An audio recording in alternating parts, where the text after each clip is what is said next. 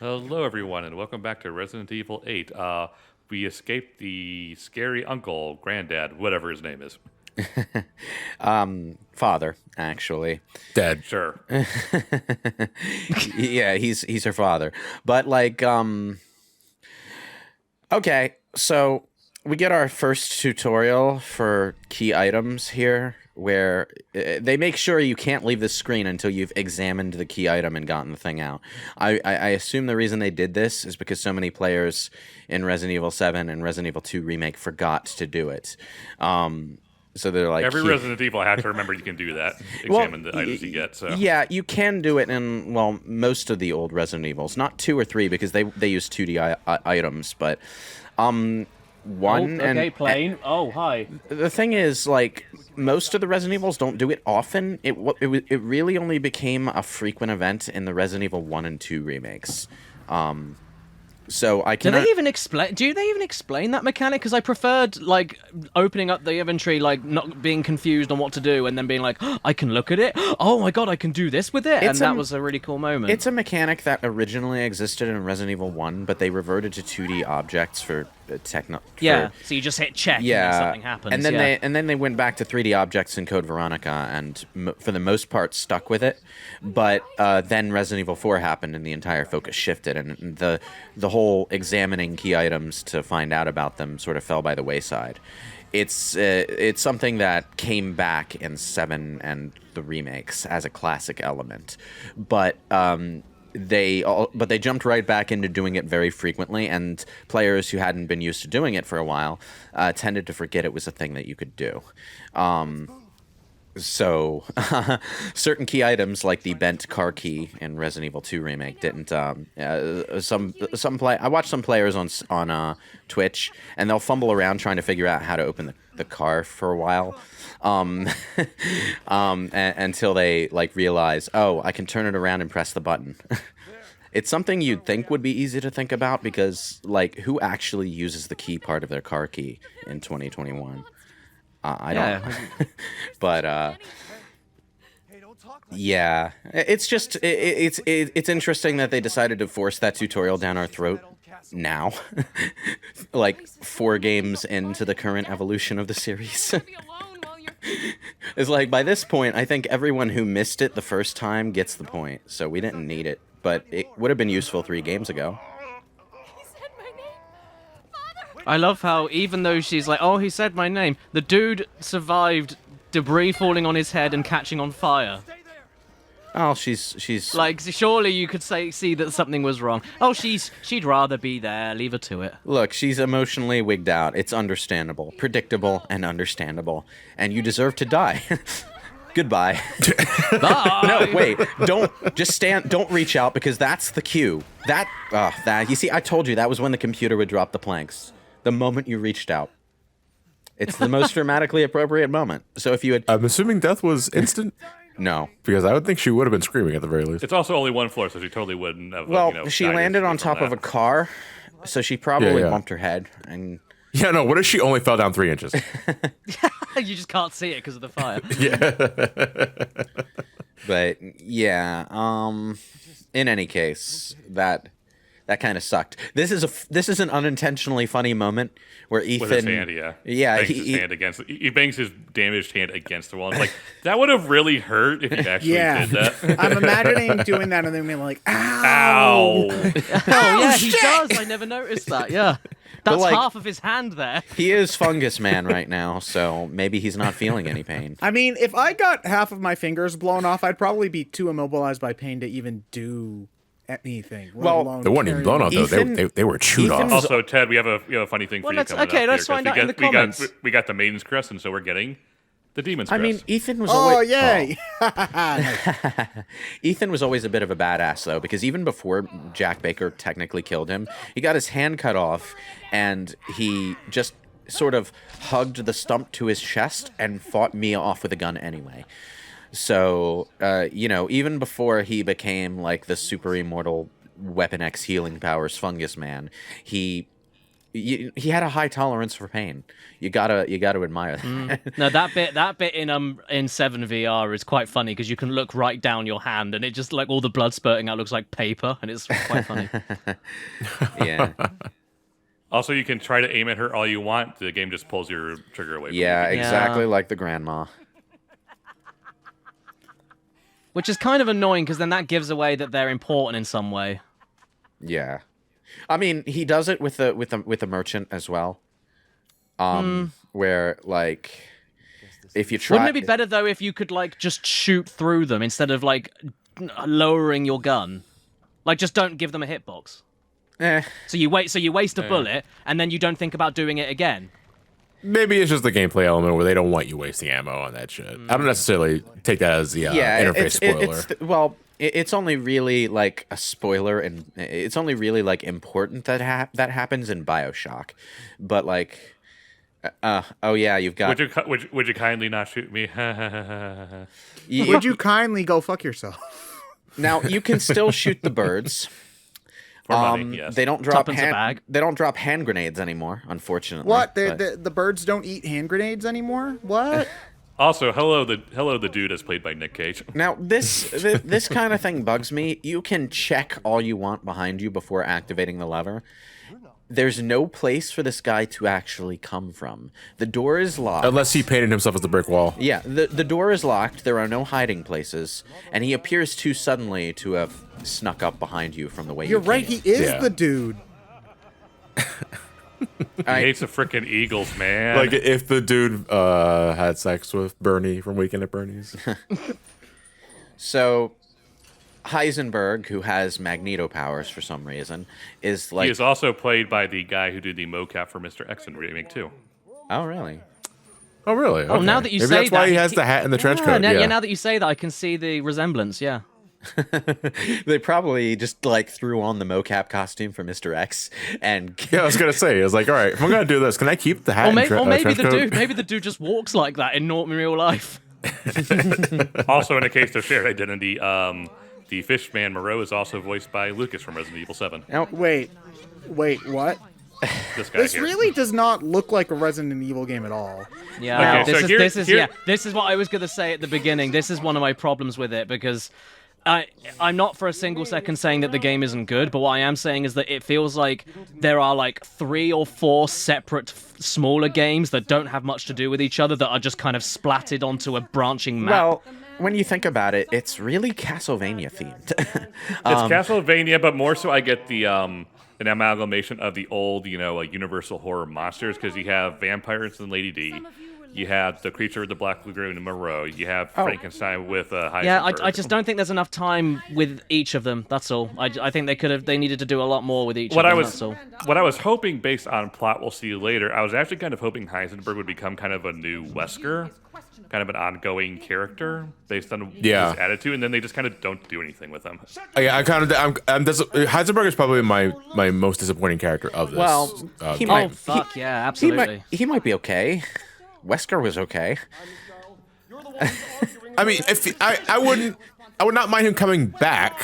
Let's put it that way, because I feel he's underutilized in this one. I mean, if they're going to do future story stuff with Rose, Heisenberg would be a good jumping off point. So having him manage to survive being killed here and come back, that would be a good lead-in, I think. Yeah. But like, if he was like half alive but half completely covered in all the metallic like industrial shit, but he was the size of a person, but he just kind of like had like he looked like kind of Jack like P-Jack in Tekken 2 or something. Yeah. Well, he's not pretty much like a biological cyborg or some other shit. I don't know. It's not magic. Nothing is magic in Resident Evil. No, nothing. It's all real. Yeah. this could be you. This scene was that's real.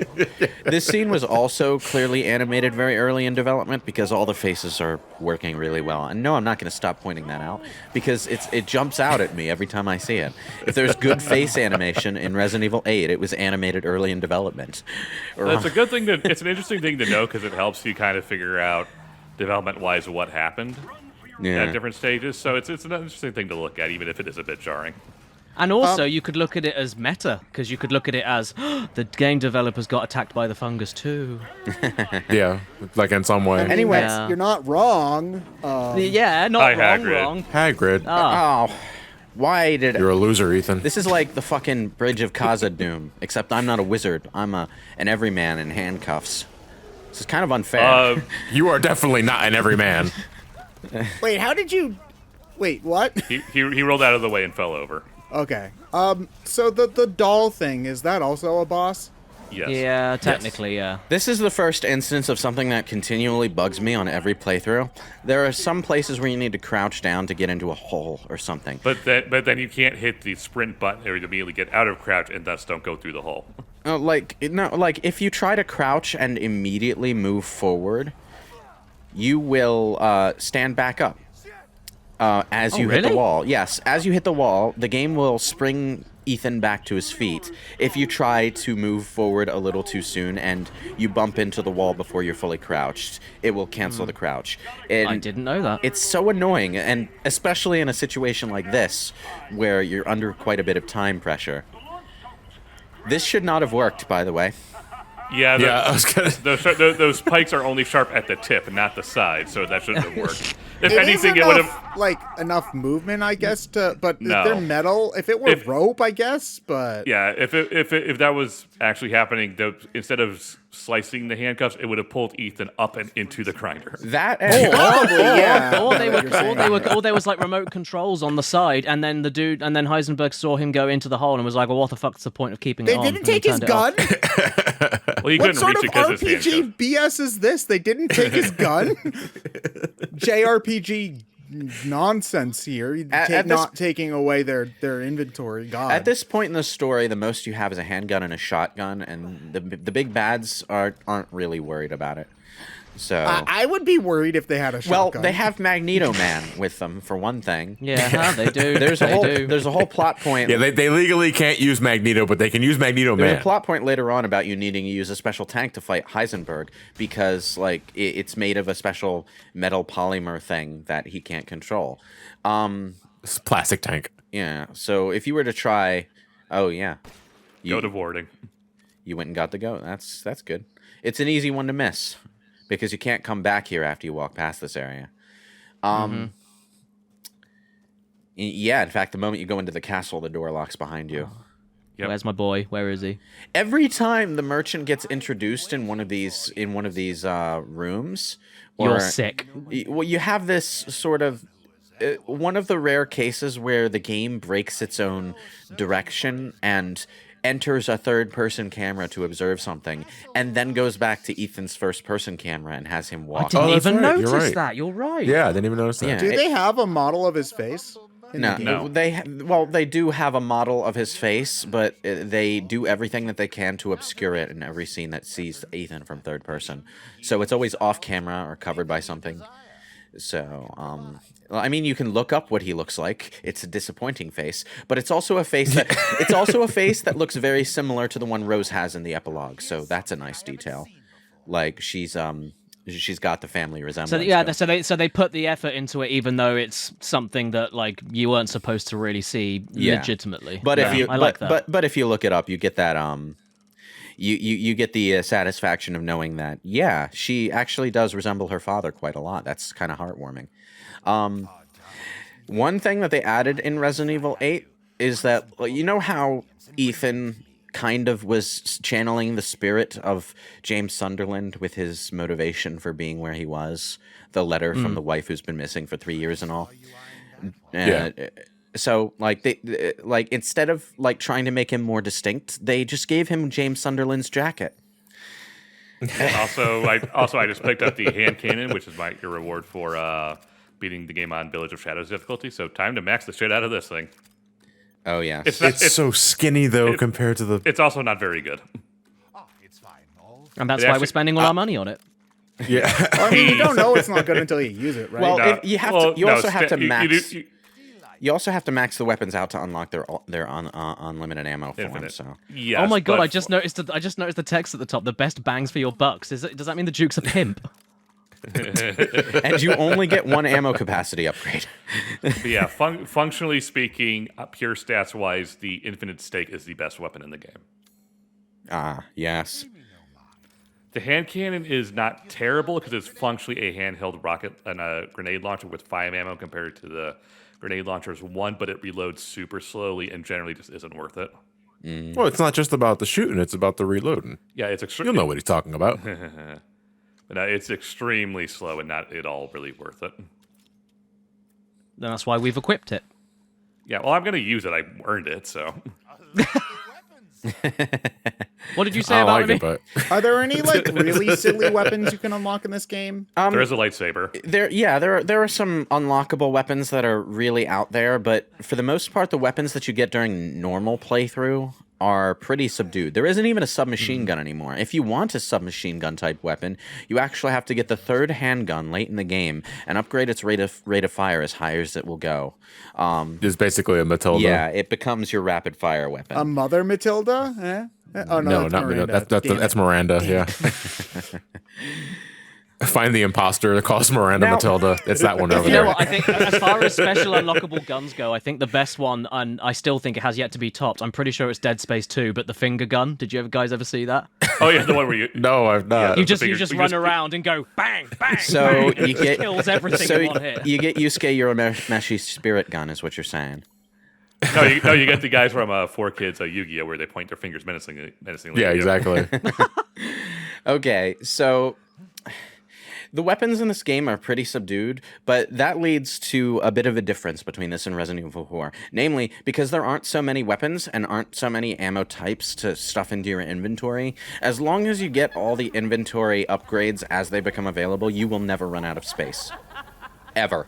No, I never had a space issue once in this game. Like, you might run somewhat low on space, like low enough to start worrying about it, but by the end of the game, I never ran out of space once. So the inventory system is a lot more generous. There aren't as many random doodads to pick up as in Resident Evil 4. You're not going to be getting chicken eggs or entire whole fish to stuff into your... Is it wrong of me to find all the stuff that happens to Ethan's hands? Yeah, it looks painful, but them digging their claws into the back of your thigh, no, the back of your calves, and then dragging you along, that makes me incredibly uncomfortable. That looks like the most painful thing. Well, yeah, it's not even just that it's painful. It's that if something like that happened to your leg, it would ruin you for life. Oh, of course it would, yeah. I So- think, I Yeah. see that and I cringe. It just makes me feel... There are like 3 types of injuries, 4 types of injuries, but one of them is obvious. 4 types of injuries that we're basically programmed to avoid at all costs. Those are injuries to our legs, injuries to our hands, injuries to our eyes, and to the family jewels. But the other 3 are basically because we have instincts to protect our ability to get things done. We need our eyes, or at least we think we need our eyes. We can adapt without our eyes, but you know, if we were to lose our hands or our fingers, we wouldn't be able to do much, and we'd be helpless. And if we can't move, as in we don't have legs, life is going to get really difficult really fast. So stuff that happens to someone's legs or fingers, especially fingers, are really uncomfortable. Oh, nice lady. It's an easy way to tap into a person's instincts and create that feeling of horror at an injury. Yeah, check it out. That's a shot. That's you. I get it. I get why people are horny for the vampire lady. Okay. Yeah, I it's understand. Mr. X's wife, Mrs. F Cup. All right, there are 2 differences between Lady Dimitrescu and Mr. X functionally, though. Lady Dimitrescu will only patrol around the main central area of the castle. She will not follow you anywhere else. I genuinely think she's one of the most disappointing things. I didn't get the same. Mr. X, I don't know if that's what they were trying to do. I didn't feel it. Didn't feel it at all. Mr. X was way more threatening. as a She's gameplay just mechanic, Act yeah. 1, though. I think Oh, did you just cut your hand in half to get down? Yeah. Yes. Mr. Yeah. X would follow you. God, Mr. this X. poor man. Oh, geez, yes, I remember this. Oof. And it's Mr. something X that, follows you to about 90% of the police station. Lady D is like barely involved. yeah, Lady D will stay around the main area of the castle. There are some interesting things that you can do with her, like the order that you kill the bosses. actually influences what like conversations you can overhear in the main hall between her and her other daughters. But like you can't down her the way you did Mr. X to buy yourself a little bit of time, so you basically have to run away. And she only patrols the main area and a few set rooms off the main area. And she will follow you up to her own room, which is important because there's a treasure you'll have to go back and get there if you want to get all the items. But you couldn't just open the door? No. But I have to make as much noise as humanly possible. But most of the castle area, she's not really present in. And whenever you lose her, like whenever you go somewhere where she can't follow you, she'll just return to like the main central area and patrol there rather than actively looking for you. Yeah, so, I don't get it. I really don't get it. It's like I don't get why she's there. You know, it's like they wanted kind of they wanted their cake and they wanted to eat it too. It just feels. I mean, really I understand tacked why on. people want to eat that cake, if you know what I mean. Oh, she's trying. Ted, you'd be the first to die. Yeah, almost certainly. To be fair, Yeah, but he'd die happy. To be fair, Lady D is That's quite. by Snoof Snoop. To be fair, Lady D is quite scary when she is actively chasing you. Because You were about to say sexy, Yeah. weren't you? You were about to say sexy. No. She's quite Because- scary. Because she has the Weapon X claws, and that gives her more range than Mr. X with his dinky little haymaker. Yeah, but then you also have way Yeah. more space to move here, and you know Yeah. that if you go into a side area, you can just like I think in my first playthrough, I think I may have got hit once, but I'm not even sure I did. I think I just managed to see her and run away, and that was it. She's also really stupid and loses out to Benny Hill. Now, there are a few scripted sequences where she will almost always appear at a certain point. Like when you come down the elevator from the rooftop, she almost always comes at you from the door you have to go through. And you're in pretty tight quarters there, so getting around her is a problem. Or you can just go back near the elevator and take it back up. Yeah, and that's come what I back did. down again. I went up the elevator. Lady D, I'm shooting your robes. I went up the elevator and just sprinted back the long way around and avoided her that way. Duke, why are Oh you my god! here? I just is that the back end of his? Oh my god! is that the only plausible the back explanation. end of his carriage? Is that so? Does he Yeah. roll back and forth? Yes. Yeah, he I has- just realized. Yeah. Yeah, Man, Duke Nukem Forever did really badly. Wow, you let yourself go. The fun thing about the Duke is that he doesn't just appear in random places like the merchant would. All of the areas he appears in are either his own horse-drawn carriage or pre-established business locations within each lord's area. It's implied very strongly that he does business with the four lords, like his. He does. So he has more of a place in the society of the village than the merchant from 4 did. The merchant was just kind of there. He existed, and that's all you ever learned about him. Well, hey, look, mean, at least we know now where Lady Domitress got all of the skin for her plastic surgery. They got an unlimited supply of fat there. They're right. Also, he's friends with the merchant from Resident Evil 4. Wait, Yes, really? he is. Yeah, He there- is. Yep, he is. It's very cute. I There's do some- love How it. do they establish that? He has. Well, you'll see. He has a random line of dialogue that he says when you shop, where he quotes the merchant and then says it's a line that his friend used to use. He says the "What are you buying?" line. He even It's cute. imitates the merchant's tone of voice when he says it. It's what I Yeah. love about Resi is that it's one of the few maybe the only horror series where it can get away with winks and callbacks to previous things because, like, ever since the first game, it's always been a bit B movie-ish. So I do like it when, like, if Silent Hill did that, it wouldn't work. Well, if Silent Hill did that on its first playthrough, it wouldn't work. Second playthrough, things can get as weird as they Oh want. yeah, I guess that's right. Yeah. Magical girl Heather.